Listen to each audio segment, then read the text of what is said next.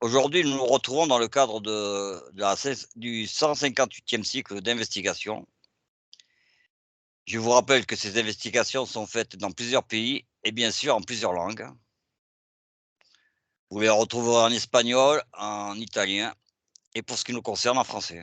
Moi, je m'appelle Raymond Et et moi, la Ninon. téléphone aujourd'hui, Ninon. Vas-y Ninon, Ninon, qui bien Pardon. sûr ne connaît pas le sujet et va Ah le non, découvrir dans les instants qui suivent. Et c'est donc, ça. merci pour votre écoute. Et maintenant, nous allons commencer. Ninon, ben oui, on va faire comme toi. Bonjour, salut Cap. Et On est parti pour se marrer, hein, j'ai il a dit l'impression. international, hein. Bon, allez. Allez, et donc Ninon, tu veux quoi, une petite induction de 1 à 5? Tout à fait. Bah, tu prends 3 grandes respirations.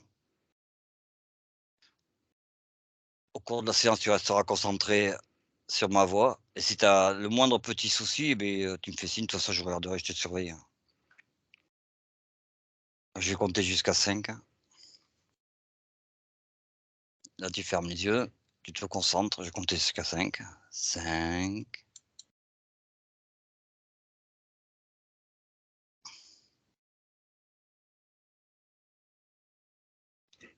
4,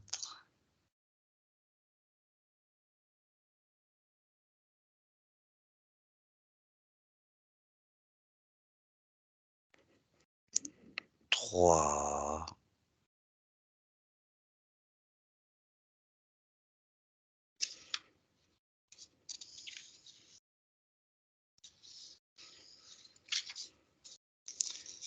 2,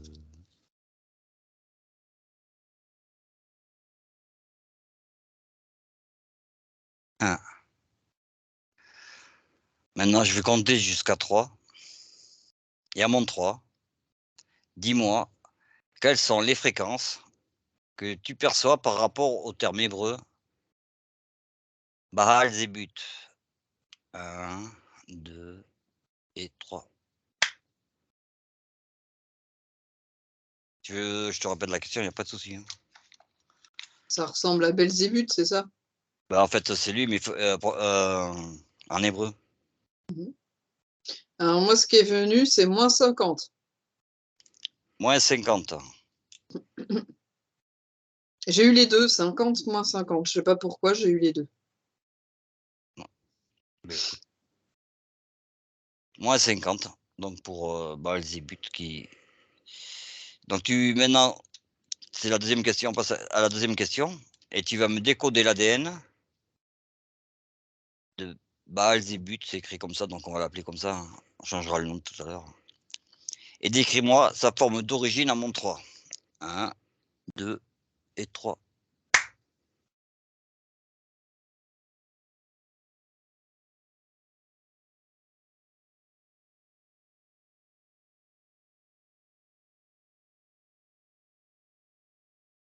Alors, il y a du reptilien.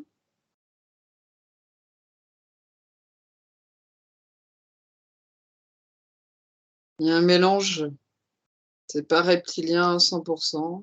Pour moi, il y a du sang bleu aussi, quelque chose, des êtres bleus. Je sais pas quoi. Je vois l'Inde qui apparaît dans les origines. Je sais pas pourquoi, un lien avec les Vimanas, les êtres bleus qu'on voit dans le Mahabharata. Je sais pas pourquoi. Voilà, pour l'instant. Et l'autre question, c'était, Il n'y en a qu'une là, en fait. il y avait Sa forme, l'ADN et la ça, forme. ben, en fait, tu vois par rapport à son ADN, ouais, son ADN en fait. Et puis après, on ira, de toute façon, dans les questions libres, on ira voir un peu ce lien avec les êtres bleus, peut-être, on ira. Et donc, son ADN, Je te dis, un mi-reptilien, mi-lié avec des êtres bleus, mais aussi l'humain, hein. Oui, pardon, je n'ai pas dit l'essentiel, il y a du sang humain. et les pourcentages, tu ne saurais pas dire. Pour moi, il fait partie des hybrides des Anunnaki. Ah, en pourcentage, je dirais qu'il est 30% humain. Ah, quand même. Un tiers, un tiers, un tiers? Mmh. Et avec les bleus? J'ai 20, moi, qui me vient. L'origine des bleus, on ira la voir tout à l'heure. Voir qu'est-ce que c'est ces bleus? Non, c'est juste ça, pour l'instant, je le visualise pas, mais voilà, c'est pas grave. Et la forme générale, tu la visualises pas non plus? Bah, j'ai regardé l'ADN, c'est pour ça, du coup, j'étais OK, pas non, mais on verra tout à l'heure. Donc maintenant, la question 4. Tu veux rajouter quelque chose ou on continue? non, non, ça viendra petit à petit, c'est pas grave. Quelles sont les caractéristiques les plus importantes de son ADN?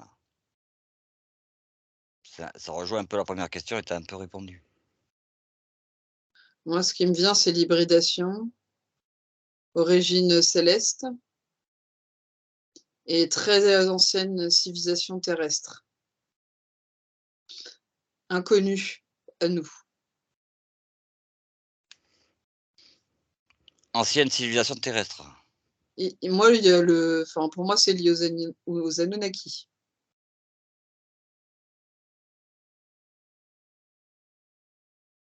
Anunnaki, OK, hein. En fait, il est un petit peu, l'image de Belzébuth, c'est un peu comme celle de Satan. C'est des êtres qui ont été hybridés à l'époque avec des animaux, pour certains. Et donc, c'est des symboles qui sont restés, par exemple, dans nos chimères qu'on a. Voilà, c'est ça l'idée de principale qui vient en tête. OK, c'est pas mal, hein. On passe à la question 4. Tout à fait. L'ADN de Belzébuth a-t-il des caractéristiques physiques? C'est-à-dire, était-il un individu en chair et en os? Pour moi, oui. Ouais, ouais.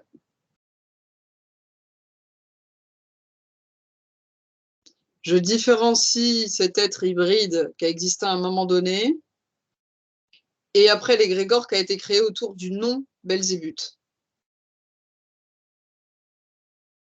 C'est deux Ba histoires différentes. Baal, Zébuth, Baal, parce qu'il y a aussi il y a aussi Baal, hein, faut pas oublier, Baal. Mmh. Mais c'est Et pour ça voilà. qu'ils ont marqué, Baal, quoi. Parce que pour moi, Baal et Belzébuth, c'est très lié. Hein. Mais je pense que c'est le même nom, mais Tout à prononcé fait. différemment, quoi. Puis des C'est de origines différentes, quoi. C'est ce que je ressens en tout cas. toute façon, on ira voir un peu plus clair tout à l'heure. On passe à la question 5. Mm. Dans la Bible, il est rapporté que Baal-Zébuth est une divinité philistine vénérée à Écron. Qu'est-ce que tu perçois? Oui, je dis oui, moi. Vas-y, sois un peu plus, Alors, il est vénéré chez les Philistins, c'est ça? chez les, Philistins, ouais. Écron, c'est le lieu. Ouais, Écran, ouais. Ouais, pour moi, c'est oui. Mais pas que, hein. Parce que Baal, sans que ce soit Belzébuth, c'est vraiment, c'est très, très. Pour moi, c'est beaucoup plus répandu. Disons que ça, c'est le point d'ancrage, le point d'origine. C'est parce que c'est lié au croissant fertile. Mais bah, déjà, il est né au croissant fertile et pas là où on dit. Et Baal, pour moi, c'est pas à la base, c'est pas un nom, c'est pas un dieu, c'est un titre, comme Satan. C'est un titre à la base, pour moi, hein, de ce que je ressens. Il a plusieurs visages, disons. Enfin, je te poserai d'autres questions après, parce que j'avais des questions qui me venaient, mais ça font pas Ouais, partie de la. en tout cas, J'espère oui, pouvoir, de pouvoir qu'elles reviennent après. il a été vénéré comme un dieu, de par son hybridation, sa différenciation, tout ça, machin. On en a eu aussi un petit peu peur parce que les hybrides, bah, ils n'ont pas toujours été viables dans la temporalité. parce qu'il y a eu plusieurs essais. Et lui, je commence à l'apercevoir quand même. Il aurait un corps de cheval. Et en fait, la fin de son corps, elle ressemble à celle d'un humain, mais elle est bleue, la couleur de peau. Et avec un Un peu comme visage. un centaure. Du corps de Si on cheval. veut, un centaure, mais avec une tête d'Indien et la peau bleue. Ouais, bah alors là, tu me l'as envoyé chez les Sioux, là, c'est bon, hein. Oh là là. Je dis ce que je vois après, voilà. Ah ouais, mais il manque plus que le cow-boy, quoi, hein. Mais Voilà. indien d'Inde ou indien d'Amérique latine? D'Inde. D'Amérique? D'Inde. Ah bon? Ah ouais, on était pas sur les mêmes, Non, parce que par rapport ouais, je au vois la figure, Mahabharata, ouais, par rapport au au Vimanas, tu vois. ouais, ouais, ouais, les bleus, là. Mm, Donc on va passer à la question 6. Amende 3, régresse et décrit les informations les plus pertinentes de ce moment historique mentionné dans la Bible et dans la ville philistine d'Écron. 1, 2, 3. La question est un peu compliquée, mais bon. Tu prends une ligne de temps, tu régresses et tu vas au moment qui est mentionné dans la Bible, sur la ville d'Écron. Alors, je prends de la distance parce qu'il y a énormément d'émotions. Je vois des effusions de sang. C'est le premier mot qui m'est venu. Des odeurs âcres, comme de la fumée. Pas une explosion, mais quelque chose de. Un impact. Un impact très fort qui se passe à ce moment-là, à écran. Et je vois quand même des. C'est pas comme Pompéi, mais pas loin. Il y a quelque chose de. Une météore, une bombe,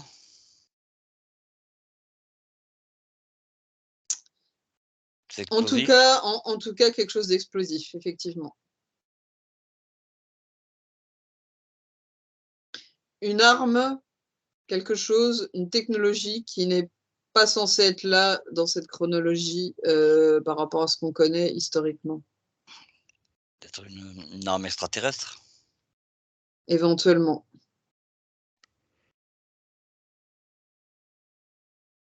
Tu as Pour quelque chose l'instant, à c'est rajouter? flou parce qu'il y a beaucoup d'émotions, en fait, donc je prends de la distance.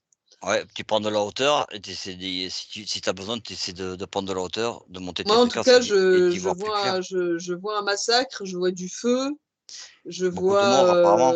ouais, du feu, j'entends des cris. Reste neutre, essaie de voir, Euh, d'analyser un peu plus va au moment de l'explosion là, ou un peu avant, ouais, tu vois ce qui se passe. qu'est-ce qui se Comme ça passe? tu vas te dégager de ces Alors, images de terreur là. c'est lié à un temple, je vois des colonnes. Ça ressemble un petit peu au temple grec, on va dire, si on veut, pour donner une idée. Mmh mh. Donc l'explosion, j'ai l'impression qu'elle vient de là. Je vois une stèle en marbre, enfin en pierre, quoi. En marbre, j'en sais rien. Et elle est fissurée, et il y a quelque chose qui s'est passé à ce niveau-là. Putain. Alors, En fait, c'est comme s'il y avait une bombe dans cette stèle là. moi, j'ai le mot Arche d'Alliance qui est venu. Ouais, mais quand On tu m'as en, parlé de ça, j'ai pensé à la même chose, tu vois? on en fait ce qu'on en veut. Voilà, bah, c'est dit, c'est fait. Non, non, mais écoute, pourquoi pas, hein? C'est Moi, quand venu tu m'as comme ça parlé d'un de coup. stèle, dans un temple, j'ai pensé la même chose alors donc Bah, je sais pas, effectivement, ça m'est venu d'un coup, là, voilà, à voir, à creuser. on va creuser tout à l'heure là, En qu'est-ce qui tout peut cas, se dans la passer stèle, là? pour moi, il n'y a pas de personne, c'est quelque chose de matériel, c'est pas organique. Et je vois de la lumière, une fissure dans la roche, et voilà, un truc qui se passe au niveau fréquentiel qui va complètement chambouler le champ vibratoire tout autour de la ville, quoi. Il y a comme une espèce de de choc fréquentiel, si on veut dire ça comme ça. Mais dans le physique, quoi. Ouais, ouais, qui implique la Qui part matière. Si je comprends bien, ça partirait du temple Ouais, et dans quelque chose qui ressemblerait peut-être à un arche d'alliance, on verra peut-être tout à l'heure éventuellement, éventuellement. En tout cas, et c'est de une toute stèle. la puissance de feu de cette destructrice, hein, Bah, je est vois de venue de là. la lumière qui émane de ça, effectivement, mais c'est plus la puissance de la lumière, la densité que, tu sais, c'est pas comme une bombe nucléaire, quoi. C'est pas pareil, hein. C'est énergétique, Très, très fort au niveau de la hein, fréquence et de l'énergie, et ça pourrait être magnétique. un peu comme le trou noir ou peut-être éventuellement, peut-être, ouais. Une force comme un peu électrique, tu vois, magnétique. Une force très dense en tout cas. Ouais, qui a eu la capacité de détruire, y compris les bâtis et les Bah, vivants. moi j'ai l'impression qu'elle est capable de même de chambouler le système nerveux cellulaire chez quelqu'un Ouh en là, fait. d'accord, ouais, ouh là De là, ouais. ch Vraiment ça change la fréquence et du coup ça peut, Du séparer du les corps, un du truc comme vivant ça. alors? Ouais, ouais, ça peut toucher le vivant, autant la matière Ah, la que matière l'esprit. aussi, ouais. De toute façon les 2 sont liés, Donc on est donc dans de la densité, quoi. ouais, tout à fait. Mais c'est quelque chose d'éphémère, c'est pas une arme, qu'on peut utiliser comme ça n'importe comment, hein. On est bien d'accord que c'est une arme, hein. Bah, pour moi, oui. Peut-être mal utilisée, on verra tout à l'heure. C'est encore autre chose, je sais pas. Ouais, beh, on ira voir de toute façon, hein, c'est pas posé là, mais bon, c'est vrai que tes réflexions, elles sont un peu intrigantes et elles poussent Ouais, c'est venu d'un coup et j'ai l'impression à que aller plus loin. le temple, il surplombe un petit peu, il y a une colline, quelque chose comme ça, Ouais, c'est un peu les images qu'on a, ouais. Bon, eh beh, écoute, c'est pas mal, hein. On va mmh. continuer le questionnaire. Donc on en est à la question 7. Maintenant observe et décrit le culte qui s'est développé au nom du dieu qui portait ce nom, Belzébuth. 1, 2 et 3. Alors je vois un triangle, 2 triangles qui se un à l'endroit, un à l'envers. Ça a créé donc la croix de David, mais aussi, le pentacle et donc la vision pourtant il y a pas 6 branches, hein, mais c'est quand même c'est je vois, encore cette espèce de lien avec Satan, autour de l'idée de l'hybridation. Voilà, Baal. Baal, je vois lié à tout ce qui est, il y a les portails énergétiques qui me vient, mais aussi tout ce qui est, de l'ordre économique, mais dans le sens, économie dans le sens large, pas forcément que l'argent. Économie d'énergie, économie de j'arrive pas Mais à mettre un en mot termes de culte, de dévotion, tu ouais. vois quoi? Mettons les Bah, moi, je le vois bien lié, à l'espèce de je sais plus son nom là, au personnage qu'ils utilisent dans les groupuscules là, Blasphomet, un truc comme ça là. Blasphomet. Ah, moi je ça moi oui. ça me dit rien, mais c'est pas grave. Bah, en gros, c'est un personnage, Dis-moi-le en anglais. qui lui ressemble beaucoup et qui est utilisé dans le culte surtout de la franc-maçonnerie, si je ne m'abuse, et anciennement, des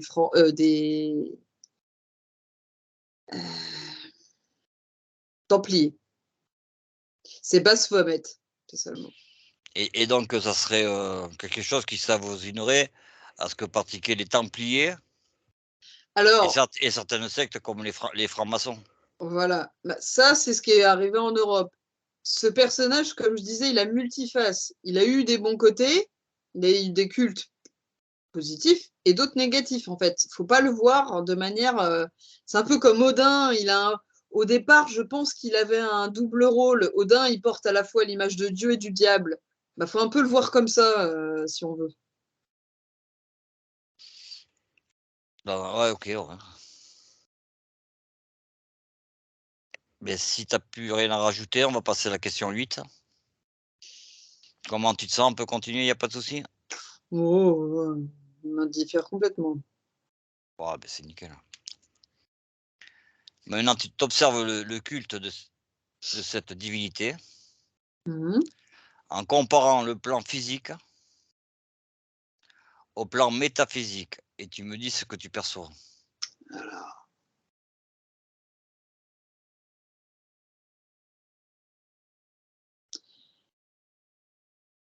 donc je vois quand même qu'historiquement, il y a eu beaucoup au début, il y a eu un culte très important, hein, à l'époque, antédiluvienne de ce personnage, même jusqu'à, Jésus, hein. Surtout à l'époque du croissant fertile, donc c'est-à-dire, l'arrivée des Anunnaki. Que tu situerais à quelle période? En Je moins crois que combien? c'est moins 3000, je crois. Moins 10 000, moins 3 000, si je me souviens bien, mais Non, ce qui me vient comme ça, c'est viens moins ce qui 3 te vient. 000. Ouais, dis-moi ce qui te vient. Te laisse pas perturber par ton mental et dis-moi ce qui te vient. Moins 3 000, ouais, 3 Et moins 700. 3000, voilà. 3 700. Ce qui vient si j'y réfléchis pas. Ouais, sans réfléchir, voilà. Euh, Tu peux me redire la question, s'il te plaît? Alors, je te demandais d'observer le culte de cette divinité en comparant le plan physique au plan métaphysique. Alors, au niveau de la physicalité, il y a de moins en moins de culte de cette personne, de cet égrégore, surtout. Parce qu'il est devenu un égrégore. Au début, il était une personne, et il est devenu un égrégore, parce Et ouais. qu'il est mort à un moment donné, quand même. Et donc, je pense qu'il y a une partie de lui qui existe sur un autre plan, mais ça, c'est autre chose. Mmh. Si on rentre là-dedans, on s'éloigne. Par contre, au niveau métaphysique, Écoute, je sais pas, ça s'éloigne trop. Je pense que ça faisait un peu partie de la question, non? oui, c'est vrai. Sur le plan métaphysique, En fait, c'était une comparaison qu'on te demandait, donc en fait, on te pour demande moi, pas de détails. Baal, quand même, euh, il a été quand même, il fait beaucoup partie de ce qu'on peut appeler les démons, les anges, les, Ouais, c'est ce qu'on en les, a fait, quoi. ouais, voilà, on en a fait Un démon, un comment il s'appelle? Ouais, non, mais il y a un lien avec ceux qui sont ailés, là, les, un dragon. non, pas les Ah, un draconiens. archonte? Non. Voilà, merci.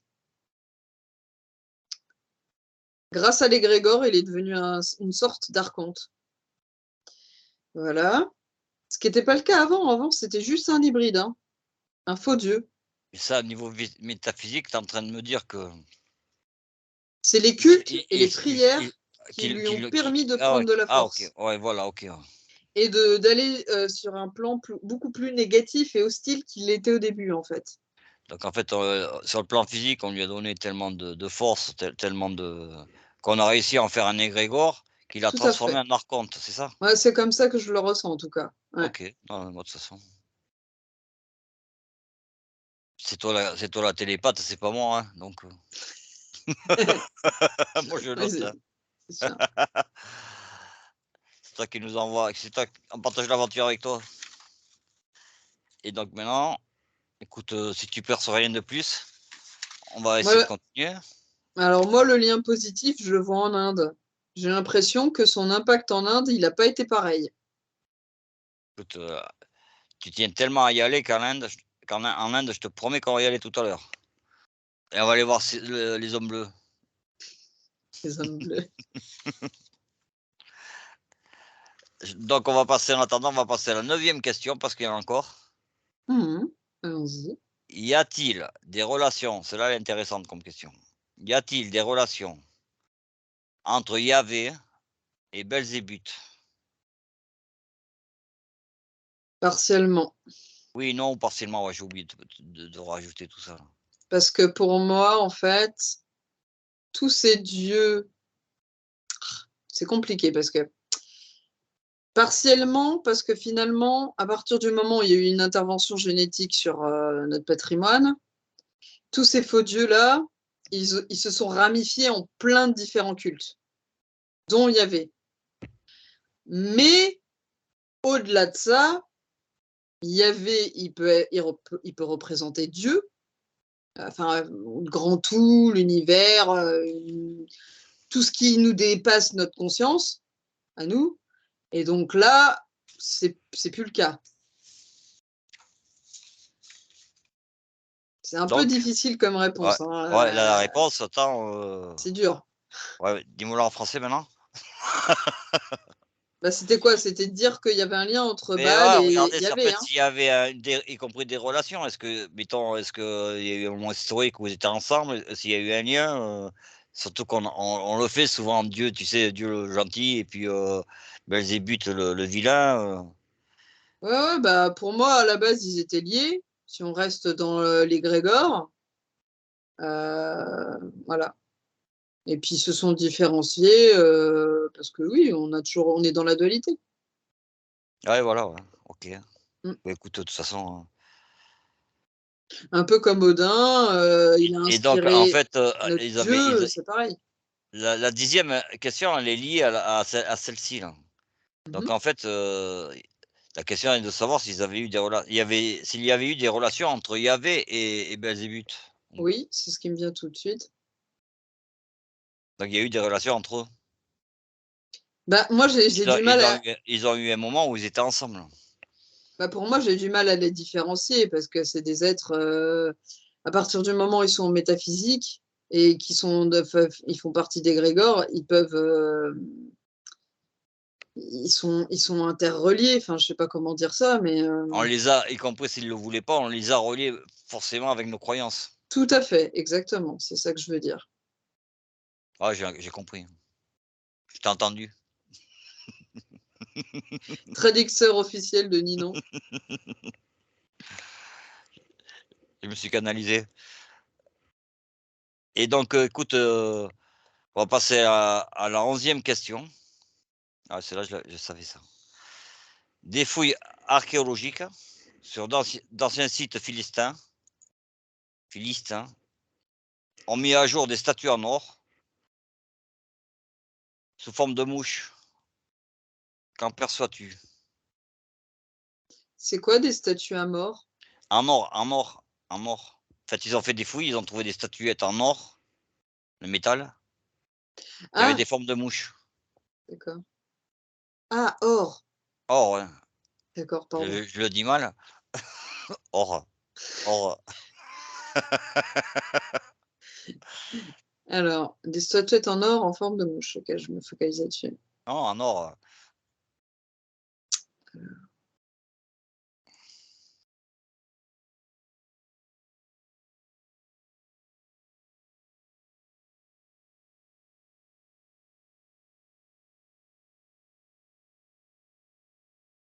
Alors, la mouche. La mouche, c'est le parasite, c'est l'expression, c'est les yeux qui regardent partout, c'est la fécondation, la multiplication, l'hybridation. Voilà. C'est les termes qui te viennent. Ouais, ouais. Et en or, parce qu'à un moment donné, c'était valorisé.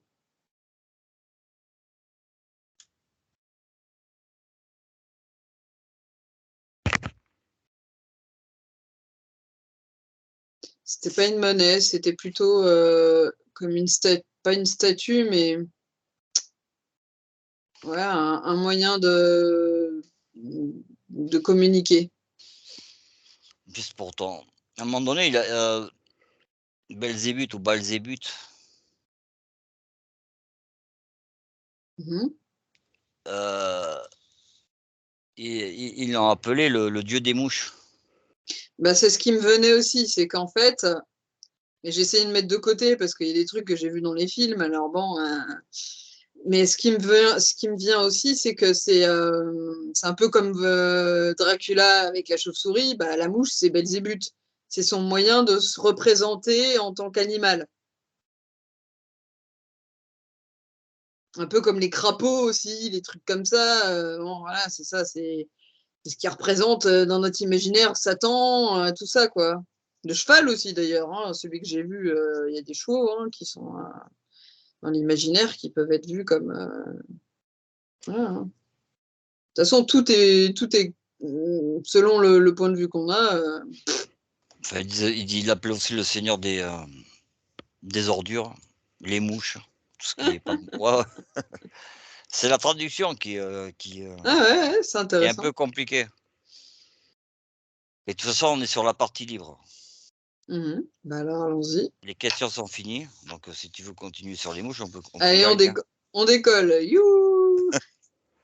Moi, il y a un je vais pas reprendre, je vais reprendre plusieurs trucs qui m'ont interpellé, hein. Il y a plusieurs sujets là, mais il y a des trucs que j'ai lus aussi dessus là. Ah bah très bien. Vas-y. Moi, j'ai vu un lien avec Enil. Est-ce que ça te dit quelque chose? Alors, Énil, faut me Un remettre. Tu sais avec Antoine Park, le frère, Ah, Enki, tu veux dire? il y a Enki et l'autre? Énil, d'accord. Ouais. Alors, effectivement, moi je le vois parce que quand tu m'as dit Énil, j'ai pensé tout de suite à Enki. Donc, je vais pas mentir. Donc, si c'est Énil, moi, comme ça, ce qui me vient, c'est que Baal, si c'est Énil, il fait partie de Chatan, Satan, c'est-à-dire ceux qui supervisent, qui dominent. Enki, il n'a pas fait que des trucs super, mais il a quand même essayé de donner la connaissance à l'homme, ce qui n'est pas le cas d'Enil. Et donc, du coup, effectivement, moi, je vois un lien. Parce que finalement, Baal, il a quand même pris, disons, il est dans la continuité de ce personnage. C'est bien un peu ce que je pensais, et y compris, pour aller plus loin, le lien avec les Anunnaki. Ah, tout à fait. Vas-y, qu'est-ce que tu perçois? Ah Donc on est bien dans bah, la continuité, quoi. ah ouais, ouais, bah, de toute façon, il est hybridé par les Anunnaki, par Enki. Donc voilà, c'est voilà.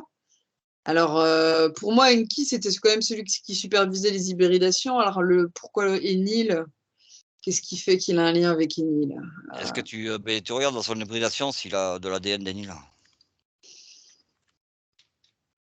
Ouais, mais c'est pas énorme, hein, c'est 0,5%. Ouais, ouais, bah, ça va, il y a homéopathique.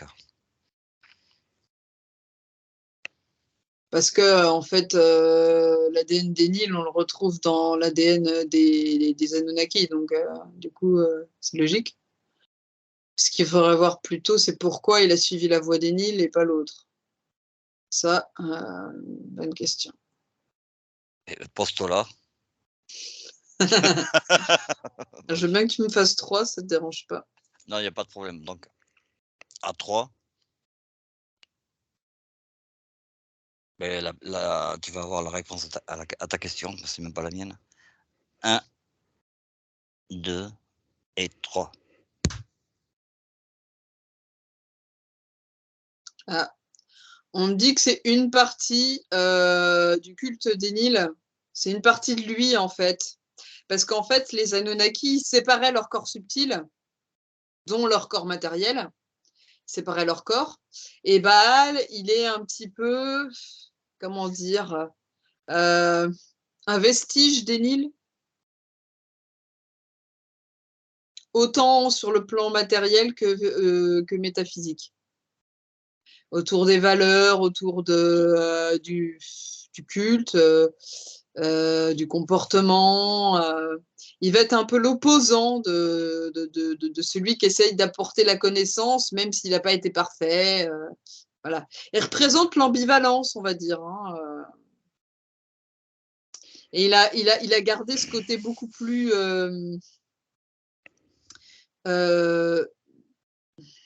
matériel du reptilien Anunnaki. Ce côté, tu sais, Ah ouais, qui va ressembler. pouvoir, orgueil, matérialité. Ouais, le côté un peu qu'on va retrouver chez les Ouais. transhumanistes, justement. Attends, je m'enlève le truc, il commence à avoir chaud. OK, impeccable. Tu m'as dit tout à l'heure, moi je d'après ce que j'ai compris, il a été aussi un roi Un roi. dans le physique, dans le monde physique. Non, je vois pas ça, moi. Tu vois pas ça? Non. Je le vois comme une déité, un hybride. Est-ce qu'il avait le rôle de roi en tant qu'hybride? De faux dieu, oui. S'il a Il avait... été, il a été, tu m'as dit, Anunnaki, dans la matière. Ouais, mais les Anunnaki n'ont pas tous été rois, hein. Et moi, je le Quoi, vois plus comme quelqu'un de vu comme supérieur, mais pas forcément un roi, hein, quelqu'un qui dirige. Mais un c'était pas dirigeant, lui alors. qui était en haut. S'il doit y avoir une hiérarchie, c'est pas lui qui était en haut à l'époque. Ok. Il a quand même réussi à ce qu'on le vénère et en faire un. Ah bah tout, comme tous, hein. Maintenant, on va revenir un peu en arrière, là. En tout cas, je ne vois pas régner sur une partie de la Mésopotamie, ça, je le Ah, ressens pas comme c'est ça. la question que j'allais te poser, si tu arrivais à situer un lieu, Bah, je te dis, le croissant fertile, Mésopotamie, hein, ça c'est le début, hein. C'est les écran, Anunnaki, quoi. la ville d'écran. Bah, de toute façon, oui, puisqu'il est lié ce culte. Moi, je vois émerger ensuite Grèce, Rome, et puis ça s'éparpille parce que finalement, ça fait des ramifications depuis parce que Babylone, la tour de Babylone, elle a permis, comment dire, l'étalage de la connaissance. Et donc après, il y en a qui ont écrit différents livres avec leurs différentes sauces, et puis ça a créé différents personnages et différents égrégores, et dont Baal, ou Belzébuth, ou Belphégor, ou n'importe. Hein. On dit aussi qu'il a voulu contester le pouvoir à Satan. Bah, moi, je dirais non, parce que pour moi, Satan, c'est un titre. Et lui, pour moi, il en faisait partie. Après, si on parle de l'égrégore Satan, pour moi, il en fait partie aussi. Alors peut-être qu'il y a quelqu'un de supérieur à lui et qu'ils se sont battus, c'est possible. Mais en tout cas, il n'est pas le dominant pour moi. Non, il n'est pas le dominant, mais il a contesté le pouvoir.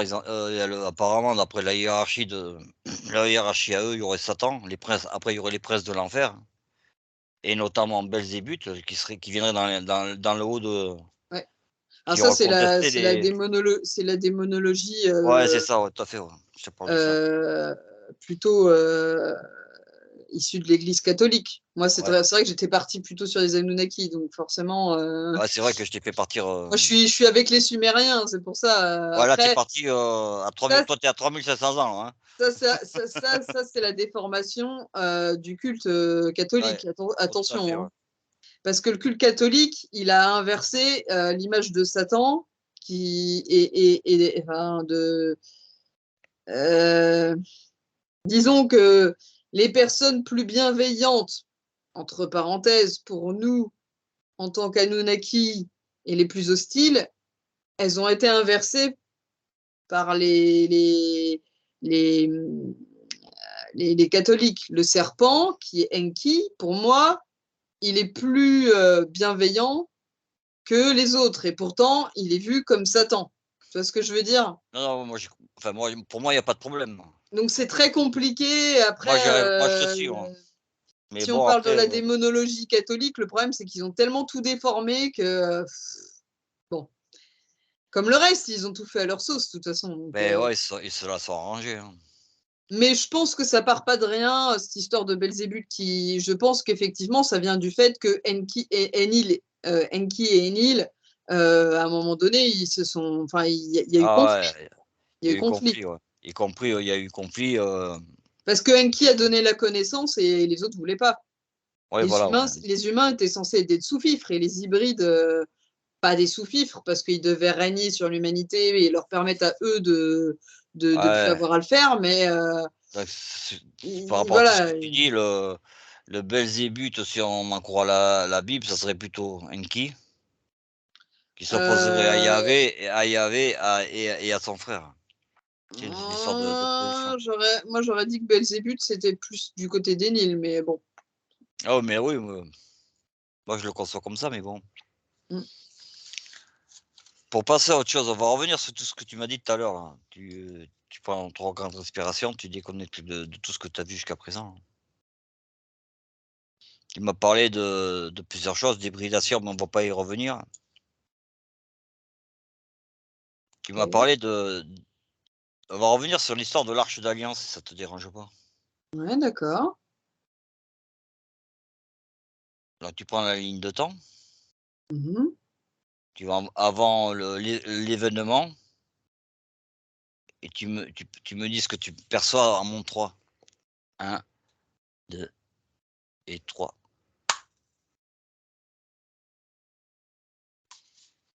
Alors là, je suis dans le temple et la stèle n'est plus à l'extérieur du temple parce que là, elle était, au niveau des marches quand je la voyais. Pas loin des marches quoi, presque au bord. Alors que Et là, elle est là, à les ouais, l'intérieur du temple ouais, c'est bon, déjà impeccable. Donc et elle a une tu figes un peu le temps et tu regardes bien cette, stèle que tu as eu, qu'on a appelée, tous les 2 Arche d'Alliance, tout à fait, dans notre ressenti là. tout à fait. Essaie d'y voir plus clair. Alors elle est blanche d'apparence. La forme, En fait, elle est rectangulaire à rectangulaire. la base, sauf qu'elle a comme un toit au-dessus. Mmh. Ouais, c'est pour ça que ça ressemble. Hem, Par contre, je vois pas les bâtons en bois, je les vois pas. Non mais ça c'est les bâtons en bois, c'est dans les représentations qu'on en fait, hein. Ouais, pour Et l'instant, et je les vois pas. Moi, j'ai et y plus compris, l'impression qu'il y a un système, de champ magnétique autour, pour la faire, avancer, léviter, mais qu'il y a et pas de bâton en bois. et en termes d'énergie, tu ressens quelque chose? Ou Alors att j fréquentiel déjà ou je de la cré fréquence? j dé déjà je la décris matériellement. Moi, je vois Ouais. des dessins sur les des gravures en tout cas sur la pierre. Qui représente quoi? C'est cunéiforme, c'est des écrits et des dessins. Il y a les 2. Des dessins Alors, ce qui me vient, c'est instruction, décoration, et fréquence, les écrits, code. ça pourrait être des inscriptions, un Heu, peu comme un mode in d'emploi? Instruction, ouais, code, Donc comme Matrix. ouais, ouais, par rapport à tout ce que tu me dis, ça pourrait être, une sorte d'appareil comme un outil, quoi. Tout à fait. Ah, bah, tiens, quand tu dis ça, c'est marrant, le toit, il est ouvert au milieu, ils peuvent s'ouvrir comme une boîte un peu. Et à l'intérieur, Alors il y a de l'énergie, alors quoi, en fait. là, il y a de l'énergie. Waouh, ah, c'est une technologie, de malade, hein. Moi, je vois, à quoi ça pourrait ressembler dans ce qu'on connaît nous avec notre technologie?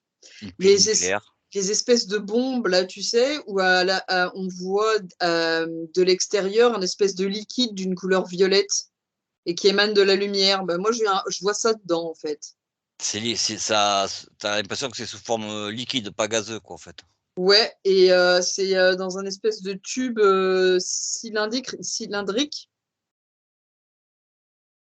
et la matière, je dirais argentée, Tu mais presque tu l'impression c'est d'avoir une centrale nucléaire, là.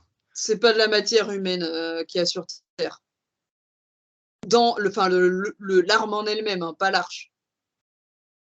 Enfin, peut-être que c'est pas une arme, mais Ça ça a l'air ressemble d'être un appareillage, en fait, énergétique. ça y ressemble bien en tout cas, oui, Un appareillage énergétique. tout à fait.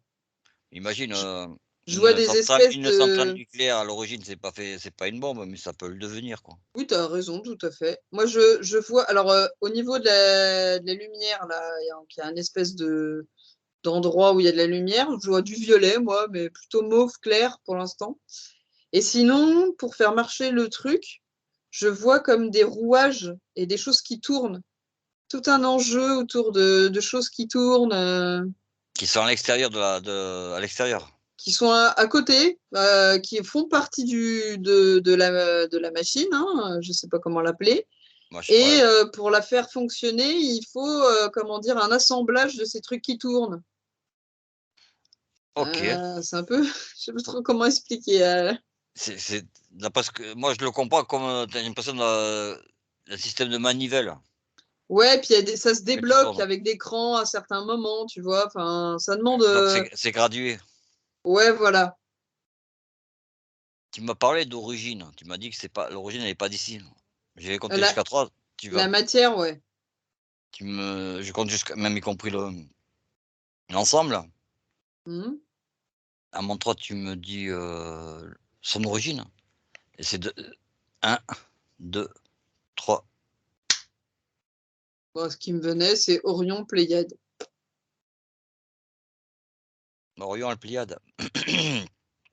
Et il y a une partie Uranus aussi, je sais pas pourquoi. Je pense qu'Orion, Pléiade, c'est plutôt tout ce qui est technologie et liquide, et Uranus, ça va être la matière première. Et maintenant, qui c'est qui a amené cette arche? On va l'appeler arche, hein, dans ce temple. Enfin, j'ai Hein, Hébreu qui vient. et les Pléiades. Ah, des Pléiades. Ah. En fait, c'est l'origine, enfin, apparemment, toute cette force énergétique, Alors qui peut être assimilée à une. pour moi, l'arche, elle appartient pas aux Anunnaki. Ils l'ont volée. Vas-y, continue. Eh ben justement, elle appartenait aux Indiens là, les Bleus là, et ils l'ont volée Mmh. parce qu'à la base, il y avait une espèce de, je ressens comme une alliance entre les êtres bleus et les reptiliens, parce que les reptiliens n'ont pas toujours été mauvais. Ils l'ont volée dans le sens où ils l'ont utilisée à mauvais escient alors que c'était pas dans leur accord.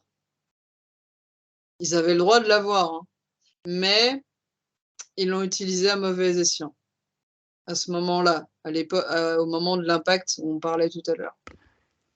Donc quand tu parles de utiliser à mauvais escient, ça serait, c'est la vision que tu as eue tout à l'heure où tu as vu un impact et une sorte d'explosion, c'est ça? Ouais, parce que Donc c'est normalement, cette machine-là, elle peut aider à réguler les fréquences, un peu comme les pyramides, mais sur un champ beaucoup plus restreint.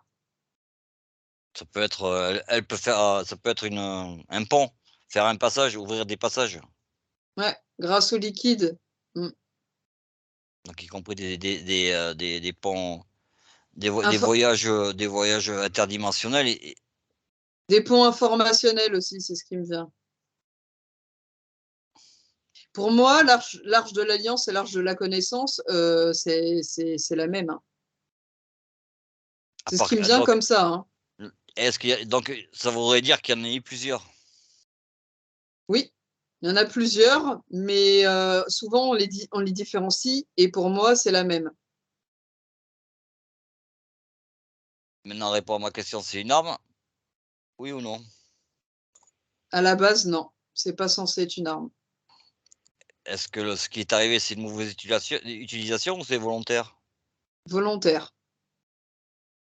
Volonté de détruire? Ouais. C'est pas les Hébreux, hein. C'est bien les Ah hybrides qui étaient au ah ouais, pouvoir, ah pas les Hébreux, hein. OK. Écoute, on va laisser tomber cette arche d'alliance, hein. On va éviter de la laisser tomber, faut pas qu'elle explose. Ouais, mais ouais, enfin non, c'est il faut toucher la molette, tu vois? Oui, c'est vrai, t'as raison. Ils ont donné un tour de trop là. C'est bon, alors on est tranquille. Oui, tranquille, tant que là, ils touchent pas la molette, hein. De toute façon, on l'a pas décodé, alors c'est bon. Bon, tu pas de me parler des hommes bleus là, Ok, et alors donc hop. on va aller faire un tour et tu me dis ce que tu vois. Le côté, homme bleu de Belzébuth, à mon 3, 1, 2 et 3.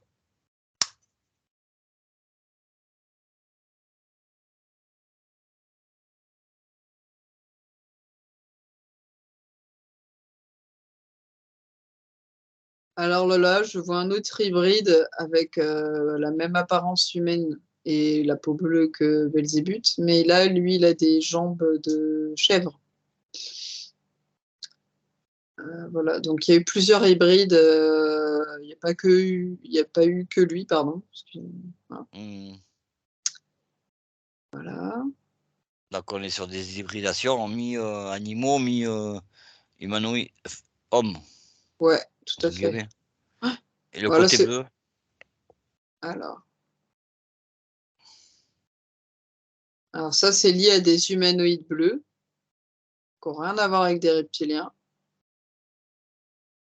c'est des hybrides aussi? Non. Eux, ils sont Entiers. 100% humanoïdes. Enfin, humanoïdes. C'est pas Voilà, les on blonds, s'entend. c'est pas les blonds, machin, là, qu'on connaît et tout, hein. C'est pas les mêmes, hein. Ouais, comme les, et donc de quelle planète? Enfin, ou quelle galaxie ou de quel endroit? Alors, quand tu m'as posé planète, c'est Vénus qui est venue en premier. Vénus. Galaxie.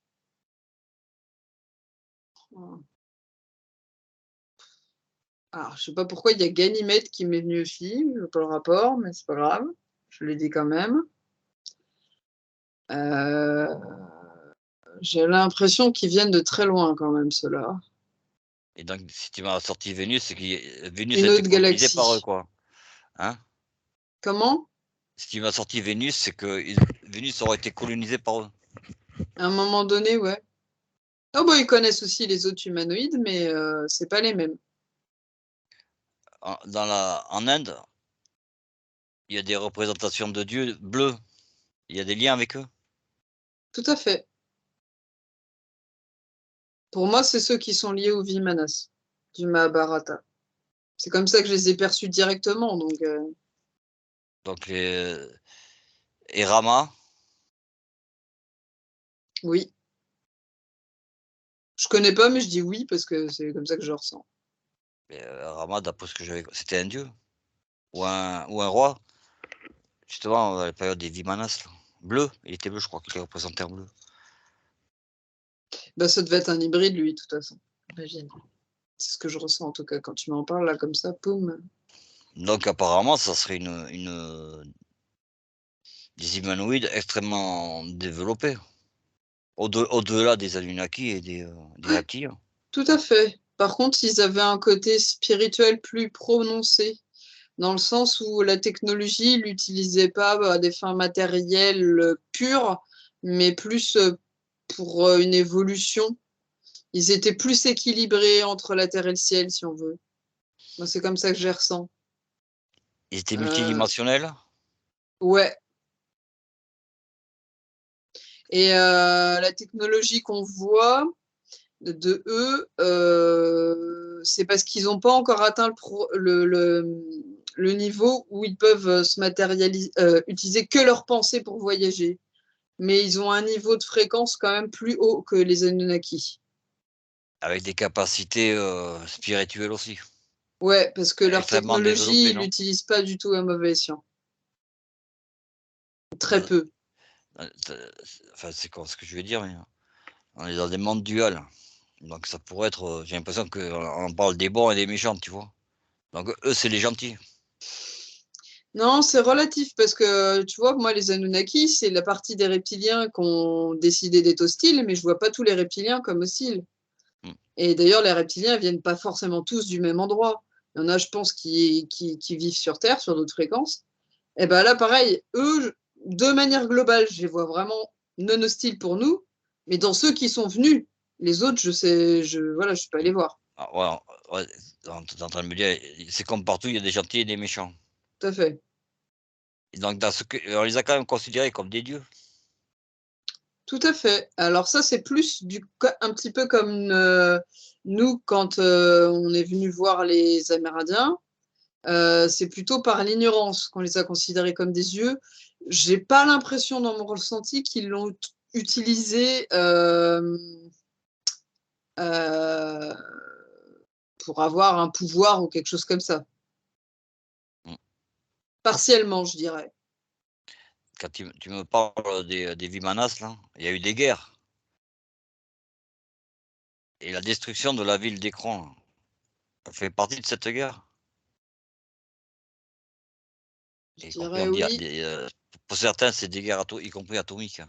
Moi, je dirais oui. Ah, alors là, le côté atomique, pour moi, c'est lié à l'Arche d'Alliance. C'est plus ou moins atomique, quoi. Mais ouais, complètement. Et je dirais la guerre, c'est plutôt... c'est parce qu'à un moment donné, il y avait un accord entre eux et les autres l'ont bafoué. Et malheureusement, ça a baissé la fréquence de certaines personnes qui faisaient partie à la base des non-hostiles et qui a créé une espèce de guerre pas de pouvoir, Guerre. mais de principe, je dirais, au tout début. Ok.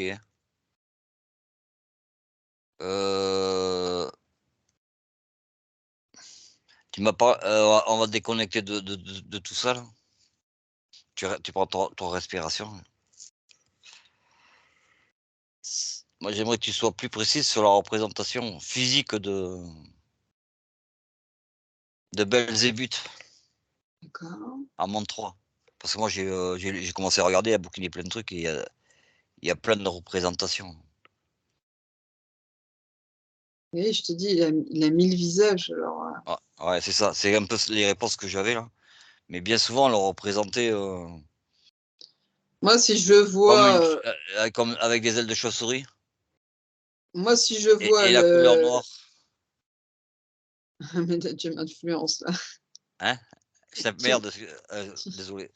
Si je vois l'égrégore principal, moi, je vois un être. Déjà, il est cornu.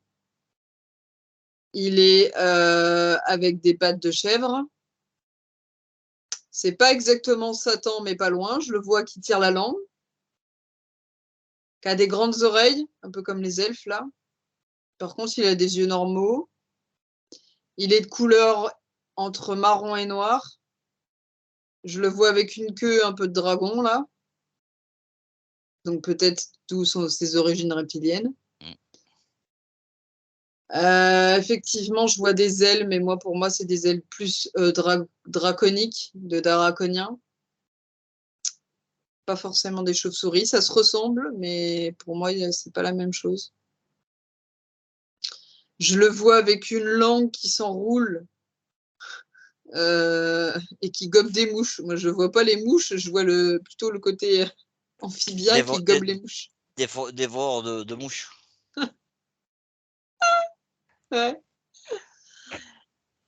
Il a des espèces de cheveux à la Gollum, là. Tu sais, les trucs dégueux, là, qui... Ah ouais, bah en fait, ouais. Tout pour faire peur, quoi. Il me fait penser à Gollum un peu sur certains aspects, au niveau des bras, des jambes. Voilà. C'est pour faire peur aux enfants, en fait. Ouais, c'est pas le personnage qu'on a envie de rencontrer dans la rue comme ça tout seul. Hein. Et bien maintenant, je vais te surprendre. Peut-être ce sera peut-être notre dernière question, hein. Si. Et à un moment donné, il y a une adoration vis-à-vis de Belzébuth. Mhm. Parce qu'en fait, euh, il avait la capacité de soigner, et en particulier les maladies causées Et par des mouches.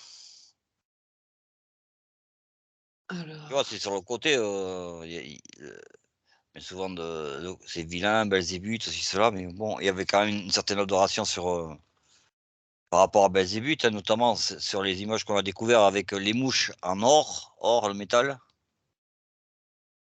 qui, tra- qui traduisait une certaine adoration vis-à-vis de lui, là. Si je te parle adoration, pouvoir de guérison, à mon 3, tu me dis si tu vois quelque chose. 1, 2, 3. pour moi, il a des pouvoirs de guérison.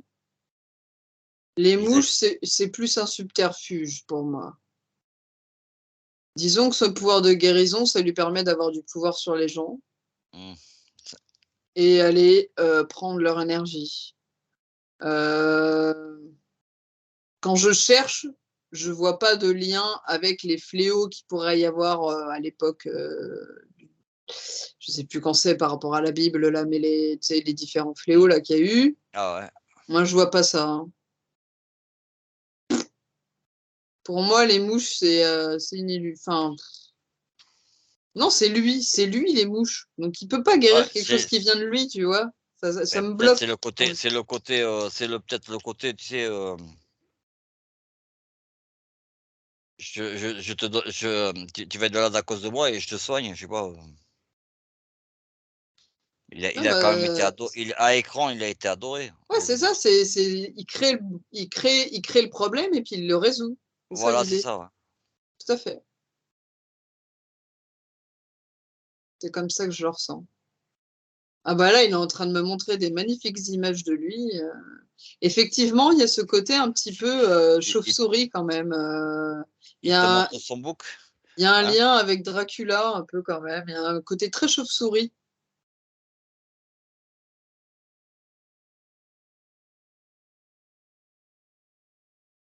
Parce qu'à écran, hein, D'ailleurs, Belzébuth apparemment, était, il y avait beaucoup d'adoration par rapport à Belzébuth, tu vois? mhm. Bah, Et il donc est une des images les plus connues de Satan finalement, hein.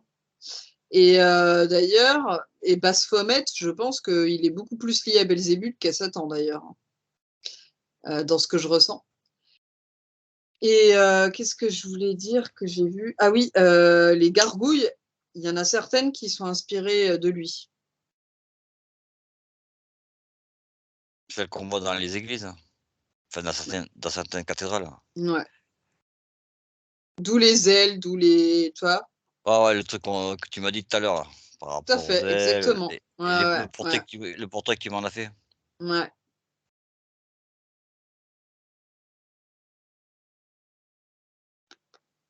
J'ai le mot qui vient aussi, porteur de lumière. Donc effectivement, il y a quand même cette histoire de attention à la dualité. Il n'a pas toujours été qu'un personnage hostile. Je pense que c'est une des lignées qu'il a sur Terre. Mais du fait qu'il y a le sang bleu, ces personnages bleus, voilà, c'est. Ouais, il y avait, c'est un peu ce que tu me rassures parce que c'est un peu là où je voulais t'amener, mais j'ai pas réussi jusqu'à maintenant là et que tu en parles toute seule, ça me rassure un peu. C'est un peu Bah, aussi les lectures que j'avais faites, hein. c'est ce que je disais en fait, c'est que c'est comme Enki qui a été vu comme Satan alors que finalement Satan Mmh. c'était l'autre. C'est ça, c'est qu'en fait il y a des inversions de. C'est suivant, la façon dont tu regardes les choses. Voilà, pour résumer, c'est ça. Parce que moi, les difficultés que j'avais à comprendre, c'est qu'à un moment donné, il a été adoré, tu vois? Je veux bien qu'il y ait des sectes, mais adorer, quelqu'un, tu l'adoreras pas forcément pour ses mauvais côtés, quoi. Et là, c'était des villes entières, quoi, et des régions. Mhm. Et ça, pour moi, quand tu dis ça, c'est parce que Baal, c'est un titre. C'est pas forcément que la personne en est une personne.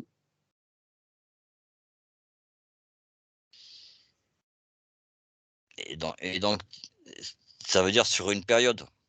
Tout à fait. C'est comme s'il y avait eu plusieurs rois, t'appelles-toi Baal ou On va Baal, dire ça comme ça.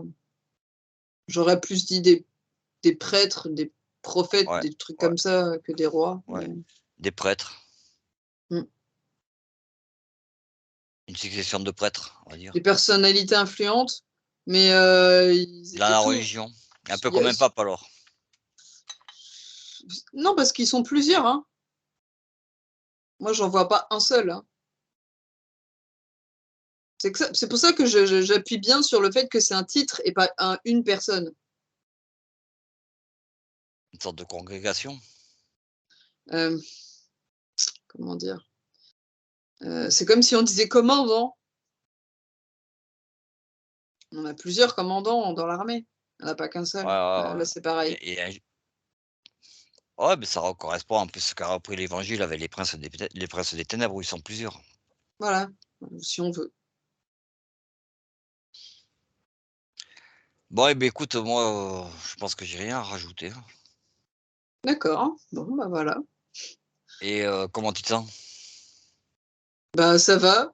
Et je trouve ça très drôle parce que je lis un livre dessus en ce moment. Alors je me dis, la synchronicité, elle est forte, hein. Ouais, il y a pas de hasard. Ah vache! Sur les mouches. Non, sur les Anunnaki et Baal. Moi, je viens d'acheter un insecticide, putain, tu imagines ce hasard? Ah, t'as raison, j'ai des problèmes de moucherons chez moi. Ben voilà. Moi, de Je moustiques. explique, c'est Bâle qui vient m'embêter. Moi, c'est les moustiques, ça va être cousin de balle. On va déconnecter. Moi, je veux bien que tu me fasses revenir, s'il te plaît. Et donc maintenant, tu vas déconnecter à mon 3. Comment tu te sens d'abord? Non, ça va, ça va. Si tu veux, on va passer des portails et tu vas passer on va faire ça, de toute façon, tant qu'à faire. Tu veux. Tu vas dessiner un portail avec ton doigt et de l'autre côté, tu vas retrouver tes fréquences, la joie, la gaieté, le bonheur, une forme resplendissante. Et à mon 3, tu passes le portail. 1, 2 et 3. Maintenant, tu es bien, tu refermes ce portail, tu restes dans ces belles énergies. Et à mon 3, tu reviens. 1, 2 e 3. Benvenuto a questo nuovo video di Disclosures. Oggi parliamo della cosiddetta sessione di ipnosi investigativa. In realtà non esiste una sessione di ipnosi investigativa. Non che non si possa fare investigazione di ipnosi, però è che non esiste una sola sessione di ipnosi per dire si è fatta investigazione, per prendere quell'informazione come buona. Perché? Sappiamo intanto che l'informazione che arriva in ipnosi è molto contaminata, la percentuale di inquinamento dell'informazione è altissima. Pensate a questa informazione che viaggia per tantissime dimensioni, attraversa densità, passa per coscienze che volontariamente o involontariamente possono distorcerla e poi arriva infine alla persona che sta in ipnosi, che ha una coscienza, ha una mente, ha un'esperienza e interpreta questa informazione secondo la sua struttura mentale, secondo le sue credenze, che per quanto si possa essere più o meno liberi mentalmente, liberi pensatori, sempre c'è una parte subliminale che interpreta in base all'educazione ricevuta, alla cultura e perché no, anche tutte le esperienze di esistenze passate che ancora lasciano un segno in noi. Per capirci, è come se dovessimo parlare con un'altra persona immersi nell'acqua, a qualche metro di distanza, cercando di utilizzare un mezzo, che è quello della corda vocale, che è fatto per produrre suoni da trasmettere nell'aria. Noi stiamo utilizzando questo strumento per far passare un'onda sonora nell'acqua o in un liquido. Chiaramente il suono viene completamente distorto, sempre ammesso che sia per il nostro corpo facile e non difficoltoso poterlo fare senza avere dei problemi come ingurgitare acqua o eccetera. Ma non solo. Supponiamo che per questo tipo di comunicazione utilizziamo anche due lingue diverse, per esempio un italiano e un russo o un giapponese. Per quanto possiamo anche interpretare il labiale, non possiamo capire quello che ci sta dicendo perché la lingua è diversa. La lingua, diciamo, da dove parte l'informazione a dove arriva è completamente diversa, il codice, il linguaggio è diverso, ma possiamo anche cercare di capirci attraverso i gesti, attraverso le espressioni facciali. Per quanto sia ipoteticamente facile poterlo fare sott'acqua, però non dobbiamo dimenticare che l'acqua non è l'aria e può distorcere l'immagine, ma non solo. Dobbiamo anche pensare che l'altra persona, che parla un'altra lingua, che viene da un'altra cultura, potrebbe interpretare i segnali che noi interpretiamo come X in Y. Per noi un sì è abbassare la testa dall'alto verso il basso, per esempio, sì, e il no da sinistra verso destra, no. In alcuni paesi orientali, come le Filippine credo o qualcun altro, utilizzano esattamente gli stessi segni, ma al contrario. No, sì. Immaginate due persone di queste due culture che stanno cercando di comunicare in maniera così difficoltosa e alla fine non gli rimane altro che interpretare il linguaggio corporale. sì che per l'altro invece no. Cosa voglio dire con questo esempio estremo? Che l'informazione da dove parte a dove arriva viene completamente deformata. Non sappiamo esattamente quale percentuale perché ogni situazione è a sé stante, però la percentuale di inquinamento, di distorsione, di contaminazione di questa informazione è assolutamente alto. Quindi fare una sessione investigativa, mettere una persona in ipnosi e chiedere di Tizio Caio Sempronio di una situazione o chiedere certi dati è assolutamente controproducente, è assolutamente inutile. Quindi vi chiederete cosa fate allora voi quando fate ipnosi, quando fate delle domande, quando cercate delle risposte e con queste informazioni che vi arrivano lavorate sulla situazione esoterica del cliente.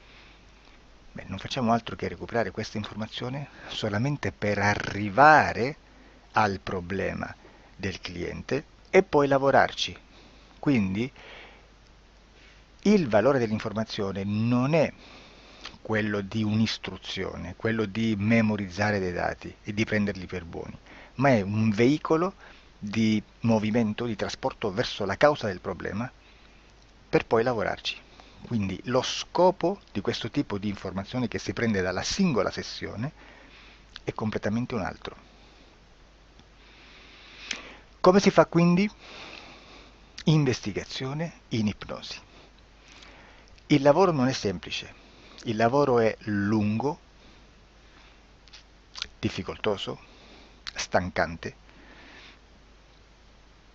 È necessario farlo anche in squadra perché bisogna moltiplicare il numero di sessioni da fare e una sola persona potrebbe farlo soltanto in un tempo estremamente largo. Noi abbiamo delle informazioni che prendiamo ormai per buone, ci lavoriamo, danno dei risultati e quindi per noi sono buone. E come abbiamo fatto ad avere queste informazioni? Per esempio, come facciamo a sapere che un extraterrestre chiamato il cosiddetto grigio è più o meno alto X, poi ci sono magari quelli anche un po' più alti, ma hanno un corpo strano, hanno una pelle grigio-verde, hanno degli occhi grandi a mandorla neri, senza una pupilla visibile, non hanno quasi bocca né naso né orecchie, hanno soltanto delle fessure, non hanno organi genitali, hanno degli arti molto più lunghi rispetto alla proporzione che potrebbe avere il corpo umano e di solito hanno meno dita delle 5 del corpo umano, eccetera, eccetera, eccetera. O se no prendiamo un altro tipo di essere che possiamo incontrare in ipnosi, come facciamo a dire che hanno delle somiglianze con i rettili, gli animali rettili terrestri o gli invertebrati, gli insetti terrestri? Perché? Perché siamo sicuri di questa informazione e ci lavoriamo e quando ci arriva la prendiamo già per buona, nonostante sia anch'essa contaminata. Perché queste informazioni sono arrivate da tantissime sessioni, fatte da tantissime persone, con tantissime altre persone sotto ipnosi e che nel contesto di tutto il lavoro gli uni non sapevano degli altri. Questo dato può essere più o meno rilevante, sempre c'è contaminazione e quindi possiamo prendere per buono anche un gruppo di lavoro dove l'uno possa sapere dell'altro. Ci potrebbe essere una contaminazione del contesto di quel gruppo di lavoro, ma si aggiunge semplicemente una piccola percentuale di questa contaminazione a già la grande che esiste. Non è così impossibile lavorarci.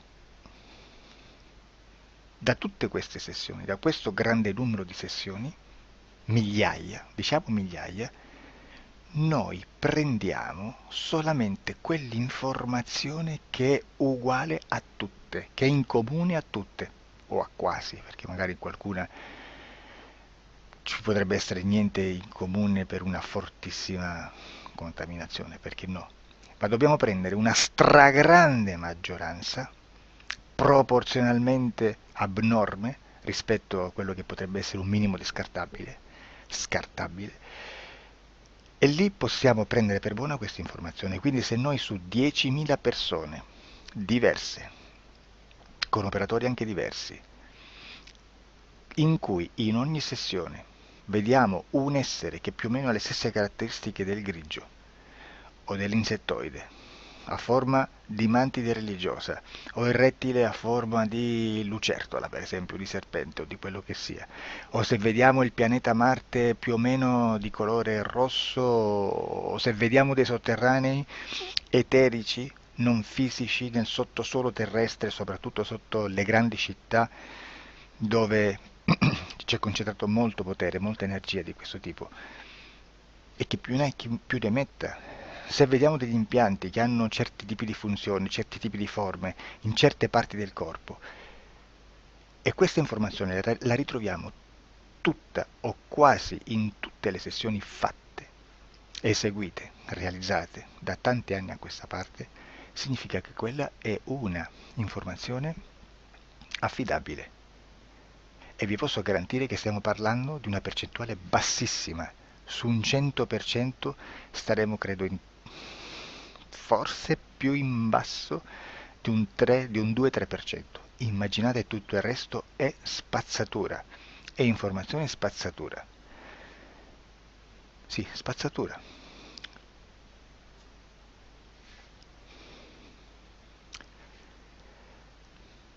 C'è anche un'altra cosa da dire.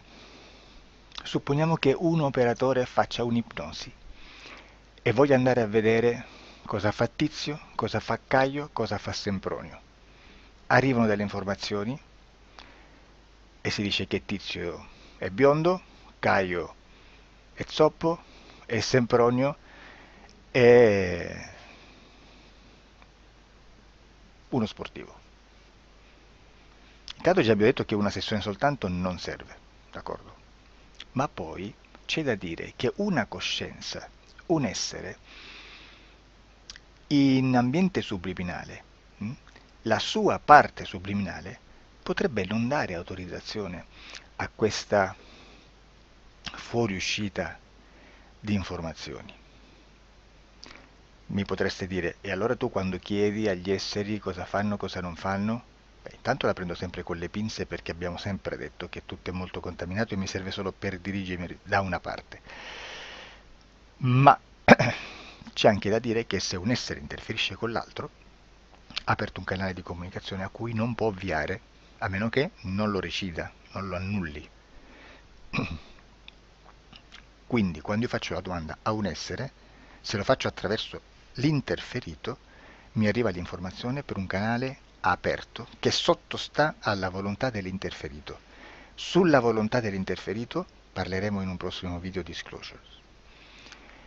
Però, se io voglio fare un'investigazione sopra Tizio, Caio e Sempronio che non hanno nessun collegamento, nessuna interazione e nessuna interferenza con il soggetto con cui io sto realizzando l'ipnosi,